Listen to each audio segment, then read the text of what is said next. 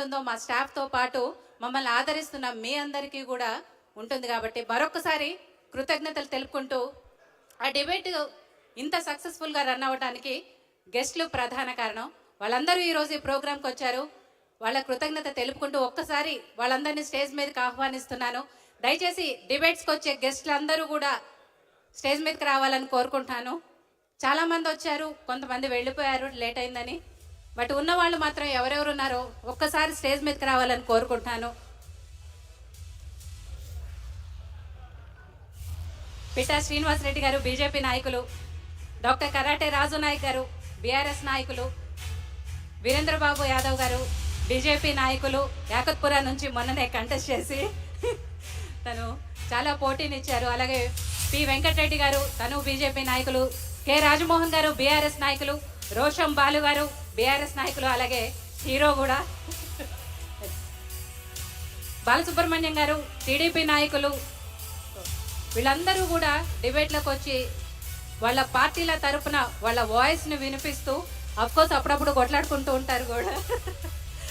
But so ఆ debates అన్ని ఇంత సక్సెస్ఫుల్గా రన్ అవ్వటానికి వీళ్ళందరూ గెస్ట్లు ప్రధాన కారణం. వాళ్ళందరూ లేకపోతే డిబేట్లు ఇంత సక్సెస్ఫుల్గా రన్ అవ్వటం చాలా కష్టం. కాబట్టి మీ అందరి తరఫున వాళ్ళకి ఒక్కసారి కృతజ్ఞతలు తెలుపుకుంటున్నాను. ఇంకా ఎవరైనా ఉంటే కూడా వాళ్ళకు కూడా స్టేజ్ మీదకి రావాలని కోరుకుంటున్నాను. మల్లారెడ్డి గారు, ఎనలిస్ట్ పశుపతి గారు, సీనియర్ రాజకీయ విశ్లేషకులు, డిబేట్స్లో ఇంట్రడ్యూస్ చేస్తున్నాను. ఓకే, సో అందరి తరఫున కూడా కరాటే రాజు నాయక్ గారు ఒక్కసారి మాట్లాడాల్సిందిగా కోరుకుంటున్నాను.